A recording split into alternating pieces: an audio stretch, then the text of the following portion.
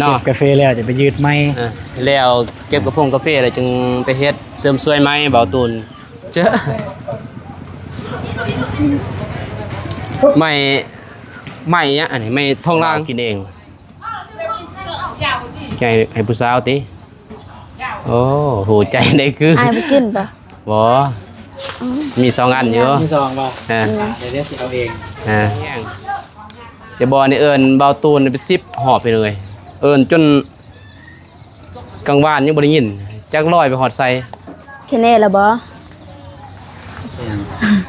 บ่สบายขอบบุญขอบคุณเมดาหลายๆเด้อที่ฝากเครื่องมาทางให้อายอนงแล้วก็เพื่อให้อายอนงมาแจกให้พวกลูกพวกหลานอยู่ทางนี่แล้วก็ขอให้แม่จงอยู่เย็นเป็นสุขกายสุขใจ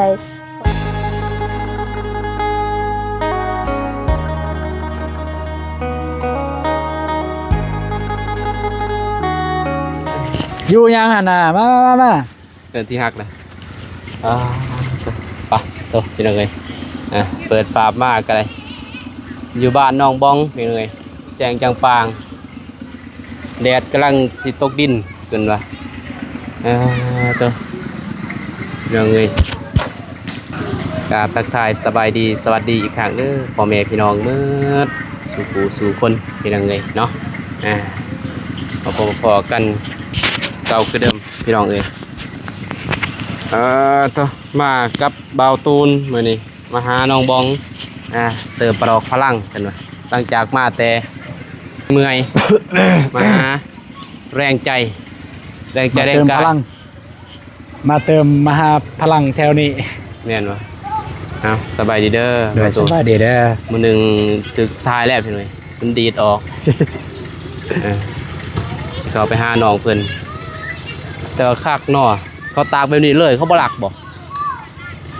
ก็มันบ่มีมองตากเด้ก็เฮ็ดจังได๋แต่ปะจังซี่แหละแต่ว่ามันมีดอกไฟเนาะหุงเลยแม่นบ่แต่ก็ลากก็จักสิลากจังได๋แหละมันก็ยามนี้เนาะแม่นก็อายแน่นั่นเป็นหลักของหมู่ตะอายนะอายเลย เขาก็เห็นโดนนะหลักก็อยู่กลางบ้านนี่เนาะบ้านอยู่เมือง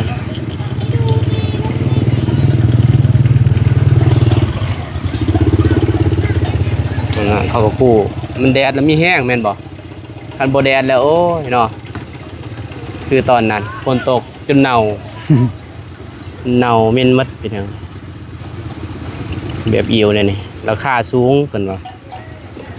แต่เบานุ่งนี่ยอมแล้ว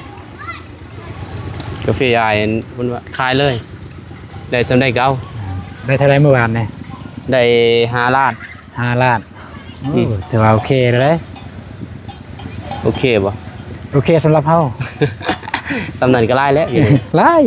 สำนันก็ไล่แล้วสำหรับเฮาไล่แล้วแต่กันที่คนอื่นนี่ก็บ่เดี๋ยวคนอื่นมัวว่าโอ้ยมันติ้วบ่ติ้วมันเนาะได้มันเที่ยวของเฮาแล้วอ่ะก็ไล่ได้พี่น้องเอ้ยไปมาทางหลัง มาตอนใดนี่มันยังติดแขวไปกินยังมาไปกินยังเบิ่ง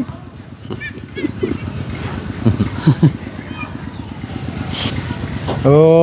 ไปยืดผมนี่คือเก่าไปตากแดดดีเนาะสบายดีเด้อน้องบองเด้อสบายดีเรากำหนดไว้ทิศนึงอยู่บ้านทิศนึงบ่โอ้เครื่องเวียกเครื่องงานมาเป็นยังไปยืดไหมไปเก็บกาแฟไปยืดไหมปัดแล้วพ้นเก็บพวกกาแฟพุ่นแหละเนาะกาแฟแล้วจะไปยืดไหมแล้วเก็บกาแฟแล้วจึงไปเฮ็ดเสริมสวยไหมเบาตูนเสียออกเองดอกเสียออกเงินไปไซส์ไหมนี่กาแฟไผกาแฟเวียกสาวนุ่มเวียกสาวนุ่มโดยเอามือนั่นก็ไปจักมือครอบครัวนึงลายมือบ่โดยเก็บได้น้อยได้หลายก็ซ้ำได้เขาให้แบบเก็บรวมเลยบ่เลือกได้น้อยหลายเก็บรวมเขาให้เงินนั้น1 ล้านค่าของกิน500,000 โอ้เจ้าสิเก็บไว้ได้สาก็แล้วแต่เจ้า โดย แต่เข้าให้ในส่วนนั้นล้านหนึง ล้านห้าล้านซะ โอ้มื้อละล้านห้าจักคน สาวปลายคน โอ้ยก็พอจ้างเลยเนาะตูนจ้างไหมเจ้า เป็นจ้างอยู่ในบ้าน โอ้ อยู่ในบ้านมันมีเกินมาโกตาอยู่บ้านนั่นน่ะนะ บ่ โกตาอยู่ในบ้านนี่นะ เดี๋ยวซอยบ้านน้ำแน่เนาะ แม่นแต่มันก็ไปทางอื่น เขาจะเอาเพลง แพงว่ะ โดย อันนี้แบบเว้าเรื่องทางซอยทางแบบหารายได้เลยซอยทางรายได้ก็อยู่ ทางซอยน้ำแน่ โดย เออ ซอยกัน กันว่าท่านอยู่นอกกันเท่าไหร่เขาไล่เป็นโลบ่ ก็บ่ได้เลยเป็นโลแต่ว่าจะเอาราคาขึ้นกว่านั้นอีก ขึ้นกว่า โดย แต่ว่ามืดส่วนนั่น20คนนี่แล้วเลย2ล้านพอให้2 ส่ว ล้าน นแม่ประตูน 2ล้านพอให้ บ่ส่วนแม่ประตูนเนี่ยบ่ฮัดมื้อ มืดบ่ถึงดอกแต่ตอนเช้าก็แล้วเนาะ สอนแล้วเลย แล้วบ่ตอนเช้าสิเว้าได้บ่แล้วได้เนาะสิว่าแล้วบ่แล้วได้พี่น้องเอ้ยบ่ได้แล้วง่ายๆเด้แต่ว่าได้จักโลเขาได้ บ่ฮู้นำเจ้าของเพิ่น บ่ได้ฮู้ มือหนึงได้10ปลายซอบ โอ้10ปลายสอบ10สอบนี่ก็ได้400เนาะ เลย 400 500ประมาณแหละ สอบหนึงก็40 50 40ปลายแม่นบ่ลุงบอง เลย 48ประมาณแหละบ่นเขาสิทางเนาะอันทางก็ประมาณ50พี่น้องเอ้ยมาเยี่ยมมาย่ำน้องเพิ่นเพิ่นเลยเพราะว่าจักมือเลย เอาลายมือ เดินแล้ว เดินบ่ โดย แต่มือไปกินอิหยัง ไปกินหมูกระทะ เอา ก็บ่ได้ หนักเด้ เอาแม่ ให้น้องบ่ แม่น โดยใจละลายเด้อ เอาเลยอย่าเฮ็ดนั่นหั่นอย่าเฮ็ดอย่าเฮ็ดอย่าแอบเด้อไอ้ FC หายเลยพี่น้องเอ้ย อืม เนาะเป็นจนหน้าแดงเฮ็ดแล้วเฮ็ด FC หายเจ้าเฮ็ดจังได๋ทั่วโลกอีกคือตอนนั้นบ่ได้เด้ หยอกน้องพี่น้องเอ้ยทั้งแม่ฮักเพิ่นเด้อแม่ฮักไม่ได้แหละเป็นทุงยางสีเป็นเนาะมาแบ่งให้น้องๆเพิ่นเมดาอยู่ออสเตรเลียเป็นคนไทยอะเพิ่นเป็นคนไทยพี่น้องเอ้ย โดยใจละลายเด้อแม่ จังหน่อยจังไว้พรเพิ่น อ่ะยังมักยิ้มเนาะ จะสั้นและน้องสิเข้าไปหาน้องพรก่อนนำมาสิเม็ด เพิ่นมาแล้วบ่ พร มาบ่ ยัง ยังบ่ โดย ยังสินี่แหละ ไปกูนั่งอยู่บนไปนั่งอยู่บน ไป นั่งอยู่เตียงเหรออันเด้ไปแบกไป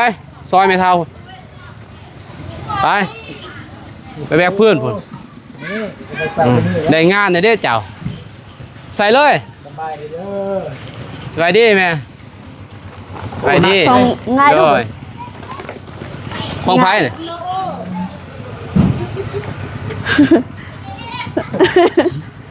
เจ้าไม่เนี่ยอันนี้ไม่ทองรางกุกทองรางดังไฟลุกอยู่ป่ะ สบายดีเด้อแม่เฒ่าเด้อ ได้โหยไม่บอกเมทัลโห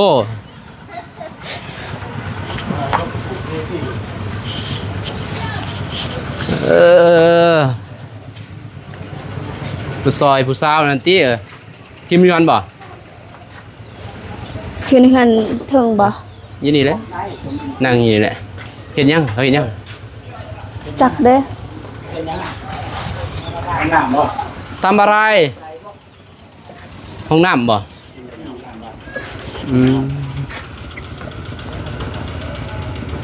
ห้องน้ำ เอาติดกันเลยเนาะสบายเนาะ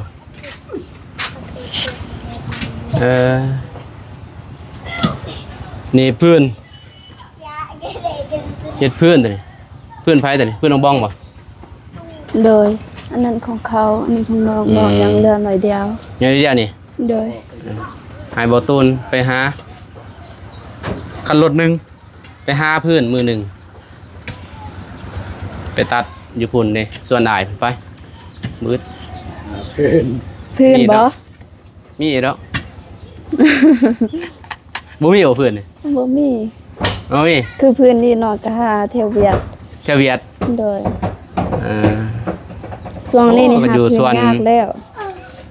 อยู่ส่วนอยู่จะรามพุ่น3-4 เอ้า อู้ไกลเติบ ใกล้บ่ โดย บ่ใกล้เด้อายยังไปเอาอยู่พุ่น จะลามมันจะใส่จะลาม กันดอนพุ่นเด้ทางไปกันดอน เด้ให้ผู้สาวลงโหลดคุด หันได้โซนุมจุสาม จุด3มื้อนี้บ่ไปเก็บกา พ แฟ วกลานหมด มีแต่เด็กน้อยบ่ไปเก็บบ่มีแต่มีแต่ผู้หญิงบ่ไป โดย ไผแบกเด้ แบกพวกผู้ชายแบก ผู้ชายหลายบ่ สิไปคนผู้ชายนี่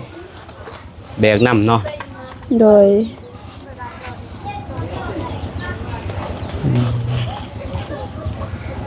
ขุด3สิแล้วน้องบ้องขุดแบบนี้ได้เรื่องเด้ตูนเห็นห้องน้ำ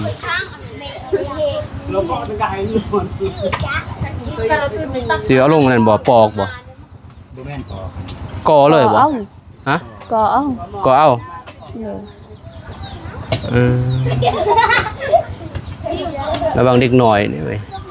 แนมอยู่แนว ศพแดงเนาะผู้สาวนี่ศพแดงนะ ผู้สาวซ้ำหน่อยบ่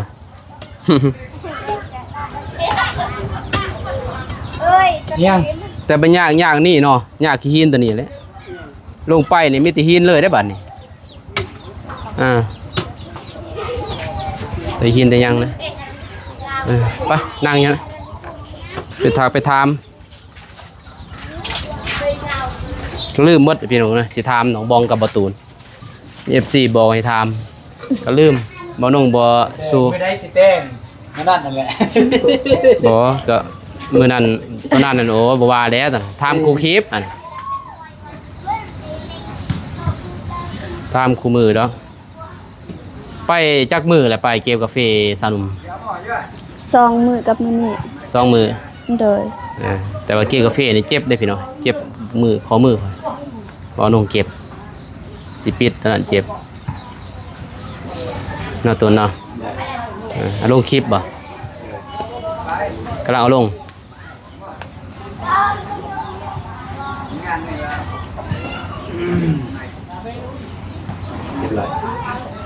ถามอยู่บ่เบาตูนตัดแล้วบ่กาแฟไปเก็บกาแฟเบาตูนไปยังเผาตัดเนาะ มื่นไปใช่มื่น 10,000นี่ ไปจางว่าไปสนุมว่า บ่ ยังไปบ่10,000 บ่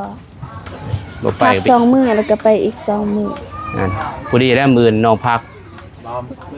10,000ให้น้องพักก่อนไปซื้อนั่นเด้เจส่วน พักผ่อนมื่น ซื้อหยัง กินเสียส่วน เออ แกะเมื่อยแกะเมื่อย แกเมื่อยจะ10,000 บ่ คลองหมัก นี่ผู้บ่าวกินเองแกให้ผู้สาวติโอ้โหใจได้คือ อายบ่กินบ่ บ่มี2อันอยู่ มีซองป่ะ อ่า เดี๋ยวนี้สิเอาเอง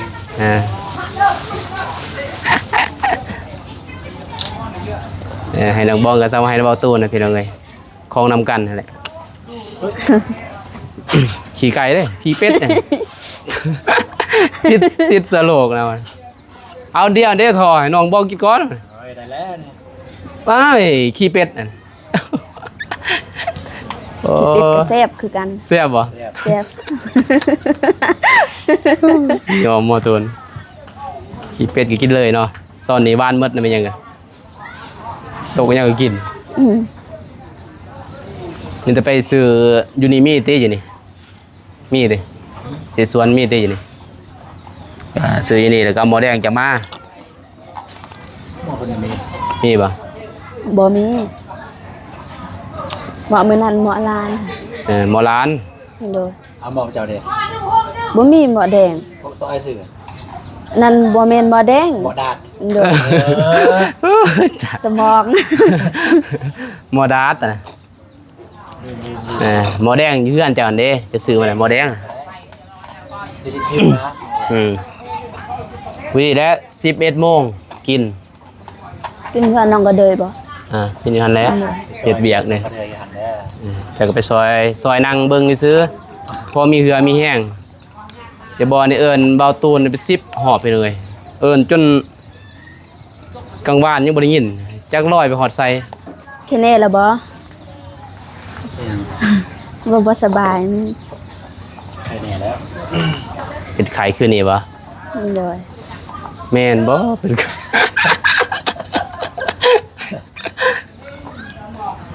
ก็ยันไข้ใจซื่อนะพี่น้อง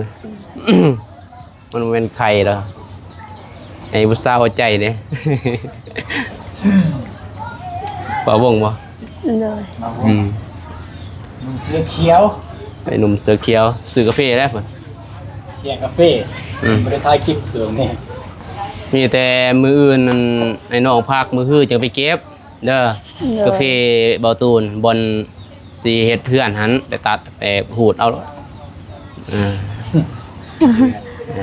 ไปเก็บอยู่หันเพราะว่าก็สิไปอัปเดตได้ดอกใช่บ่ โดย ไปเก็บเบิ่นแล้ว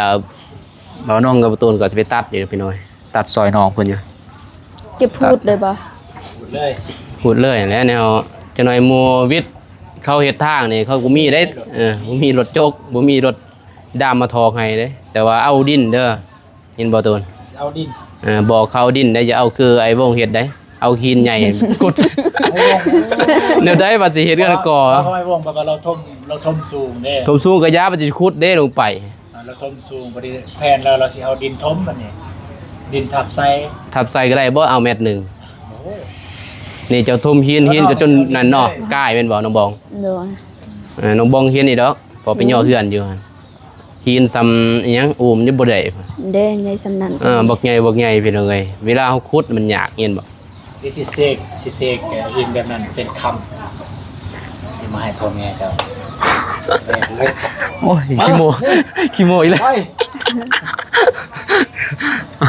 สิทาสีเด้คือนกพ่อแม่บอกคนสมัยเก่าเด้ โอ้ยเศร้านะจะเว้าลินนะ ทาสี เอาเว้าลิ้นเว้าว่า เว้าแนวลิ้น เสืออยู่ บ่ นะ อึดคือกันนั่นเด้ ว่าผู้เฒ่าก็สิเสืออยู่ บ่เชื่อ เชื่อ บ่ เอา มี คำ ดอก ป้อมมาให้ไม่เท่า บ่มีดอกคำสิใหญ่สำนั้น ก็เอาหินน้อยๆนี่เด้ หินน้อยๆก็บ่เชื่อ เอาแม่เอ้ยลูกบ่มีหยัง ทุบออกทุบอะไรแก๊ส ทุบโอ้ย ลูกเคยจะไปเรื่อง ยังไง ป้าเอาซะลูกเอ้ยป้าโลดวะ ลูกเคยจะได้ปะเบาโยกเลยไปเลยพอเลยว่ามวนมีแต่ว่าคุดมีแต่ว่าเอาเท่าไรรถหนึ่ง ถ้ามือซื่น700,000หรือถ้ามีมือเศร้านี่6,500,000 650,000มืออื่นทามีเบิ้งเดือน600,000จ้ะ ยัน600,000บ่6,500,000นี่แหละ บอจะเอาประมาณ10 คันนี่มันเขาก็สิรุ่นไห้อันนี้ 10 คันประมาณ15น้องเสีย15 16 แต่เสียสูงเลยบ่ ก็มันเป็นมาสูงแต่สิทมกว้าง ท่วมไปเลย แบบทมแบบตอนมีเราตอนทมมาทมมาเดียวเลยนะ มีงบเพียงท่วมเพียงเฮ็ดเดินบ้านได้ แบบมีเดินเลย อ่า กันสิทมเพียงแต่เฮือน ตอนหน้าเขาอยากได้ก็ทม บ่บัดเจะก่อขึ้นแล้วนี่เจะต้องได้ท่วมอีกเหือน ทมอีกอยากว่าเขาก่อแล้วกันก่อขึ้นปุ๊บทม ท่วมอีกบัดนี้ท่วมพอมันวิดดินเก่าอันนี้วิดดินต้องเฮาท่วมแล้วมันจังเกินว่า มันแน่นแล้วก็มันงามอีกบัดบ่เปื้อนบ่เข้าสิเฮือน 6,500เนี่ยเป็นว่าเพิ่นสิ เกรดให้ เลย เอาแล้วน่ะเพราะว่าซื้อตอนนั้น3เซน สมัยนั้นถือผู้น้องก็ซื้อตอนนั้นถึงไปทมอยู่กองหลัง แสนหาก็มี แม่ แสนหนึ่งก็ได้ อยู่นี่ก็แปลง บ่ตีแล้วน้ำมันเนี่ยเงินขึ้นไม่หยังก็ขึ้นหมดพี่น้องต้นตื่นแล้วนะเฮ็ดเฮือนปีนยามนี่เนาะเลขอีหยังนี่แพงหมดซื้อเลขใบซื้อเสาปูนบ่ เสียเสาปูน เสาปูนก็ดีกัน เสียเสาปูนเสียบอกเสือเล็ก อ่า เสาปูนแบบขนาด12นะ โอ้ตัวนั้นหั่นนั่นเอาอันนั้นเทนั่นก่อนบอก12เอาเทซื้อเท ทางลุมไปซื้อก็ปลาเศร้า เสา โอ้ เสา12ขนาด เศร้าหนา12พุ่น เด้อ ปลาโต ใหญ่บ่ คือใหญ่แล้วนี่ดิ เนาะโอ้ยอันนี้บ่ฮอด12 การแล้วมันนี่มีแต่18 อันนี้18 โอ้ 12ก็ซำนี้ มันน้อยโพด พอดี ซื้อเลขเป็นหยังวะ ใส่เสาเล็กเลยบ่ เลขมาตรฐาน เสาเล็กต้องได้พังว่า แล้วก็พังนั่นแหละ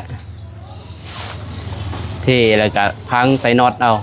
อันสั่นก็บ่มีไม้เลยมันเป็นเล็กเลยโครงสร้าง มันจึงบ่นั่นใส่เลขมันเลยเพราะว่าสิเอาสร้างก็สร้างร้านเคยดิจะสิเอาคนนั้น สิเอาร้านเคยเบานุ่งมาเฮ็ดแต่ยังบ่มีราคา ติดนี้ค่าสร้างเนาะน้องบอง ก็ยังบ่ได้ลมรายละเอียด เปิดเบิ่งได้คลิปเด้ เบิ่งว่า ติดนี้ก่อนหน่วยบ่ครับนั้น แต่ว่าลมอยู่มื้อนั้นว่าเฮ็ดบ่แบบว่า เปิดซอยดอกพี่น้องซอย เพิ่นก็ว่ากันช่วงมันมีเวียกก็สิเฮ็ด ซอยกันนั่นแหละ ซอยว่านะ ต่างว่าซอยบ่แม่นว่าจ้างคันจ้าง ตอนได้พี่น้องแบบว่าบ่ได้ค่าเวียกพี่น้อง มาซอย ได้เป็นอย่างนั้นนะ นี่ คือช่วงนี้อุ้ยพี่น้องก็มีกาแฟอาจารย์บลาย คุณและยามเดือน4เดือน5พุ่นแหละมันก็เวียกว่างละบาทน้องบองเนาะ เดือนหนึ่งเดือนสองสาม ให้ลูกไปซอยน้ำแน่ดูมันดูมันซีเพิ่น เด็กลุงไปซอย เป็นอยู่บ่ก่อ ผู้ซอย สิเป็นหยัง ผู้ซอยเล ไป ย ซอยยามซ้ำแล้วเฮือนเพิ่นจะได้แต่งยังดนดอก3 ปีเด้น้องบอง4 ปีเพิ่นได้3สิแลเฮือนเนาะ 3-4 ปี อืม เท่าก้อนในประตูนี่ก็ได้ อายุจักปีน่ะ29บ่น เขาเสาเก่าแล้วเด้ เรือนกัน10 ปีเนาะ อ่า น้องบองก็ถืออยู่คัน4 ปีก็พอดี24ปีน้องบอง หน้าเศร้าเลยแรงผัวเท่าหน้าเศร้าเลย ผู้ดีอายุ35 ปีเนาะ35ได้เป็นบ่ หน้าเศร้าแล้วเนาะแม่ ฮอดมื้อนั้นเนาะ34 ปี หน้าเศร้าเลย 34 ปีนี่งอกออกเด้น้องบอง คอยมานานลมดิ งอ มันก็ถ่าย งอกออกแล้วบัดนี้ เมื่อพุ่นเนี่ยประเด็นมือเห็นยังเนี่ยเต็มมาทอดงอกให้ เมื่อใช่ มาอยู่น้ำไม้ ตอนงอก ไม่ได้เห็นยังเลยมันเต็มมาทอดงอกแล้วล่ะงอกหายดิ โอ้ยเสือยังแนวยอมเนาะน้องบองใหญ่ยัง นี่ก็ยอมแล้วนี่ อ้ายก็งอกก็ได้นี่งอกเบิดได้32 ปีเด้บ่ตูนก็29พี่น้องเอ้ยเก่าสิเต็มเลยเนาะ ปีนี้เสาเก่าบ่ มื้อใดวันเกิด พุ่นเดือนสาม เดือน3วันที่ เดือนสามเต็มสักเขา วันที่ วันที่1 เดือนสาม พูดงามเนาะวันที่1 เดือน3พอดี ชื่อไว้เด้อวันที่1 เดือนสาม แต่ง จื้ เล อย อยู่แต่ก็บ่มีหยังสิให้ มีกระยาก็แต่ปีปฏิ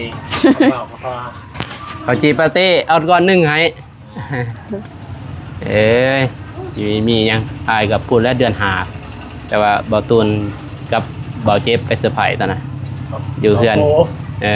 เบาโก อยู่เพื่อนน้องสลี เดือนน้องสลีเบาหนุ่มจะอยากให้เพิ่นเลยบ่เคยเด้ตัวแบบบ่ฮู้เลยเด้อายก็บ่ฮู้ว่าซั่นแบบมาเซอร์ไพรส์น้องบองนั่นเนาะ อันนี้ก็เบาตูนพี่น้องเอ้ยเบาหนุ่มบ่ฮู้ดอกว่าวันเกิดน้องบอง แต่เบาตูนเพิ่นฮู้จักฮู้ได้ใด ได้ยินครับว่า แบบมาเซอร์ไพรส์กันตอนนั้นน้องบองฮู้บ่ อืม มือมาเซอร์ไพรส์วันเกิดฮู้อยู่บ่ บ่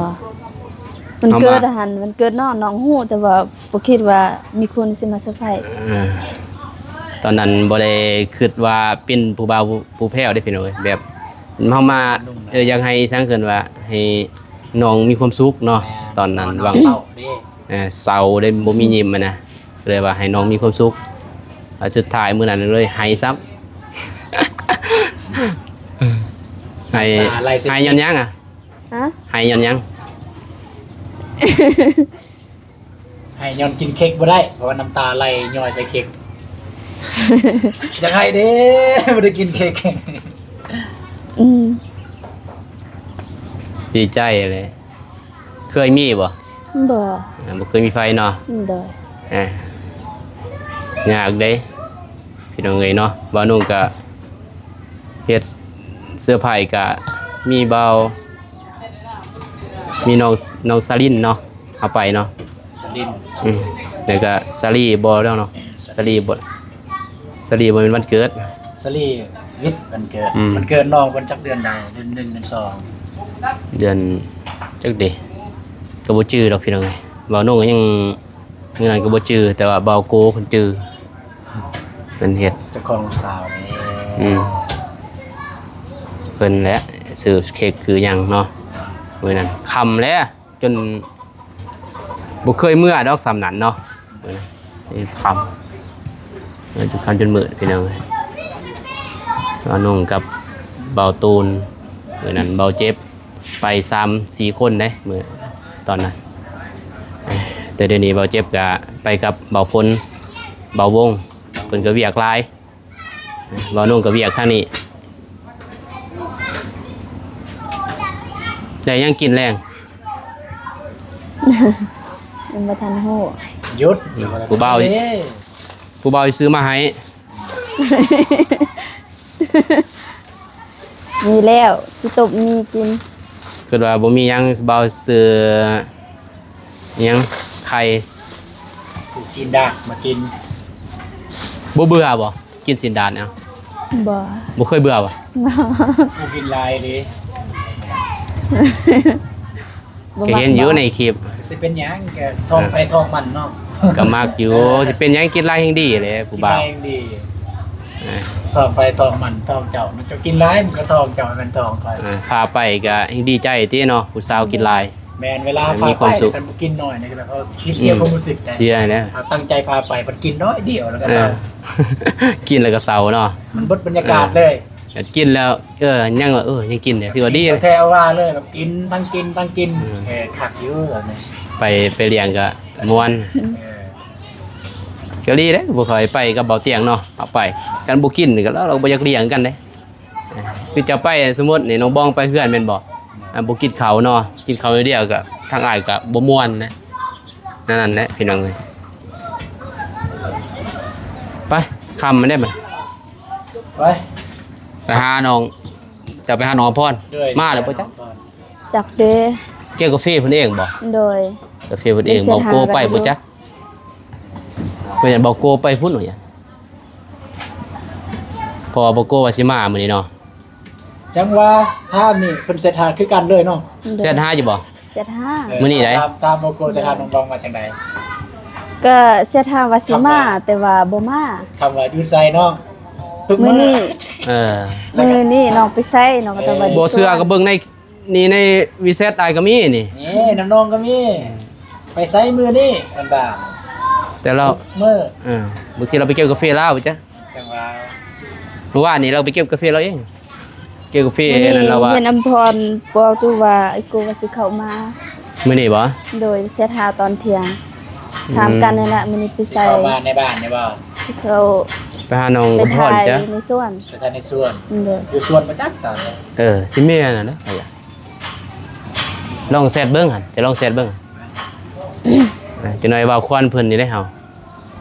แซดเพิ่นหาเพิ่นเบิ่งเนาะน้องบอง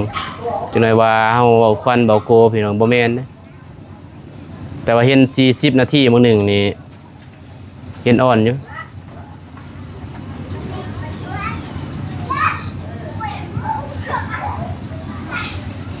ไปกินมื้อนั้นมื้อคนไป4คนเห็นเลยเว้านุ่งบ่ได้ไป สุดคุ้มแล้วไปกินมื้อนั้น คุ้มบ่ คุ้มที่สุด คนใดมากินนี่อ้ายก็พาไปกันเด้ คือน้องได้กินได้ กินรอดเลยเห็นว่าผู้เพเนาะแม่นบ่ตูน เด้อ ผู้เพเนี่ยเฮาพาไปคนกินนี่ก็มันก็คุ้มแม่นบ่ถ้าไปอ้ายกันนี่แนมเบิ่งหน้ากันก็อ้ายกินบ่กินน่ะนะไปในนั้นบ่ได้แล้วมีน้อยๆเด้อราคาเท่าใดบ่ผู้หนึง คือน้องไปกับอำพรมื้อนั้นก็กินก็บ่คุ้มปานใด 2คน โดยเพราะว่ามันอิ่มไว้ตอนที่ไอ้ตูนโทรมา โอ้ พอดีเหมาะนั้นมันไม่ หมอใหม่ก็เปลี่ยนติบ่เขาเปลี่ยนให้บ่กล้า คือน้องนี่บ่เคยปานใดแต่ก็ โอ้ เนาะแต่ว่าน้องก็บ่ฮู้อำพรเคยกินแล้วอำพรเพิ่นบ่เปลี่ยน ก็เลยกินเบ็ดจังซั่นแหละ ก็บอกเขาว่าหมอมันไหม้อะน่ะเขาก็เปลี่ยนให้ยินบ่เขาก็เปลี่ยนหมอใหม่ให้เฮาเพราะว่าเป็นผู้เพเด้ยินบ่ พอเวลาเฮากินบ่ทันมันก็ต้องไหม้อยู่แล้วหมอนะมันไผแห้ง กิ เล น ย 2คนบ่ทันคัน10คนนี่คุมอยู่ โดย บ่ได้หมอนั้น มันไหม้ ก็โกไม่รับสายครับ โอ้ถ่ายคลิปแล้วคือยาแล้วไป สมันหมด มีแต่นี่แหละให้น้องบองขอมุกขอบใจทางเมเพื่อนอะไรเมด้าอยู่ออสเตรเลียเด้อ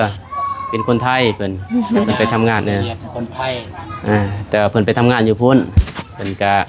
ให้ทุงยังชีพพี่น้องเอ้ยเนาะให้ทางเบาโน่งนี่แหละเพิ่นอุดหนุนอยู่ห้านนี่ก็เลยว่ามาแจกจ่ายทางน้องบองน้องกระเดยแล้วก็น้องอภรถ้าให้เบาตูนเพิ่นไปมอบให้น้องอภร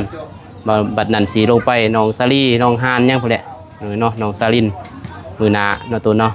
ถ้ามีเวลาเนาะถ้ามีเวลาเด้เพราะว่ามันแล้วห้องน้ำนี่ก่อนจึงได้ไป เลย นี่บ่แล้วได้ก็ย่านแต่เอื้อยเจ้าเกิดมื้อแล้ว ย่านอยู่พี่น้องเอ้ยเนาะมีแต่สั่นแหละเฮาขอขอบใจ เม เพิ่น ดาบ่ เมด้า เมดาจะฟังไทยบ่ เพิ่นอยู่เพิ่นเป็นคนไทยแต่ว่าอยู่ออสเตรเลีย คนไทยออสเตรเลียไม่ได้ว่าขับใจละลายเด้อ เมด้าว่าก็แล้วก็แล้วขอบใจหลายเด้อเมด้าเด้ออวยพรเพิ่นเด้อ เนาะ โดยก่อนอื่นหมดลูกก็ขอบบุญขอบคุณเมดาหลายๆเด้อที่ฝากเครื่องมาทางให้อายอนงแล้วก็เพื่อให้อายอนงมาแจกให้พวกลูก เนาะ พวกลูกพวกหลานอยู่ทางนี่แล้วก็ขอให้แม่จงอยู่เย็นเป็นสุขกายสุขใจขอให้สุขภาพแข็งแรงเด้อแล้วก็ขอให้อายุมันคนยืนบ่เจ็บบ่จนเด้อหรือว่าเฮ็ดธุรกิจอันใดก็ขอให้ลาภลื่นเด้อแม่สาธุ โดยสาธุสิอยู่นี่บ่ไปพุ่นบ่ เดี๋ยวสิไปดู มากินข้าวอยู่นี่ ต้องเที่ยวสิกลับมานี่ กินข้าวอยู่พี่ว่านี่ยังกินอยู่นี่เนาะ กินอยู่นี่ตลอด คู่มือวะน้องบอง เด้อ เข้าน้องบองสิบัด เมื่อซื้อให้เด้อเนาะ เดี๋ยวนี้ซื้อ ซื้อข้าวให้น้องบองเลยซองสอบซื้อไว้ คนอื่นไม่ซื้อให้น้องกันนะ เมื่อแล้วบ่ข้าวเมื่อแล้วบ่ อืม บ่ว่าที่ขอกินหลายได้มาคือผู้สาว ไปเบิ่ง อยู่เฮือนกินบ่หลายอยู่เฮือนเนาะ กลับแล้ว มาอยู่พี่หลายเด้อ อยู่เฮือนกินได้เดียวเด้กินแจกตอนเช้าบ่กินข้าวซ้ำ แม่กินข้าวพิธี มากินนี้มากินหมีนี่สวบเอาหนึ่งพี่น้องเอ้ยกินกับบ่อิ่มดอกมีพ่อน่ะซื้อฮะไม่เดี๋ยวไปก่อน โดยใจเด้อ โดยไปมีแตะมือพุ่นแหละถ้าบ่ได้ไปไสก็ทาอยู่เฮือนเนาะตูนไปเฮ็ดกินเฮ็ดยาเขินว่าเฮ็ดอยู่เฮือนน้องก็เลยเนาะไปอ่ะ ไปนำแล้ว โอเคไปนำกันนั่นแล้วจ้ะน้องเอ้ยเนาะว่าน้องกะสิเดินทางกลับก่อนบัดนี้พี่น้องเอ้ยเนาะมาหาทางน้องบองเพิ่นแล้วก็มาให้ทางทงยังซีพพี่น้องเอ้ยเนาะมาแจกมาจ่ายนั่นแหละทางเมด้าอยู่แคนาดาแม่อยู่ออสเตรเลียพี่น้องเนาะเพิ่นเป็นคนไทยเพิ่นไปทำงานอยู่พุ่นเพิ่นอาศัยอยู่ออสเตรเลียพี่น้องเนาะให้เพิ่นว่าซื้อเครื่องซื้อของอยู่ในห้างพี่น้องเอ้ยเนาะอุดหนุนอาหารบ่าวนงเลยเพิ่นว่าให้บ่าวนงเฮ็ดถุงยางชีพพี่น้องเนาะก่อนมืดบ่าวนงก็ต้องขออวยพรให้ทั้งแม่จงอยู่ดีมีแรงเด้อเนาะสุขกายสบายใจนอนให้ได้เงินหมื่นตื่นให้ได้เงินแสนแบนมือมาให้ได้แก้วมณีโสดหายอย่าได้มาเบียดเบียนเสียจังได๋ก็ได้มาอย่าได้มาไกลเนาะสาธุยังไงเนาะความพอความกลัวเด้อแม่เด้อสุขภาพร่างกายแข็งแรงนั่นแหละเป็นยังไงเนาะพอๆกันใหม่คลิปหน้าคลิปนี้บ่าวนุ่นขอกล่าวคำว่า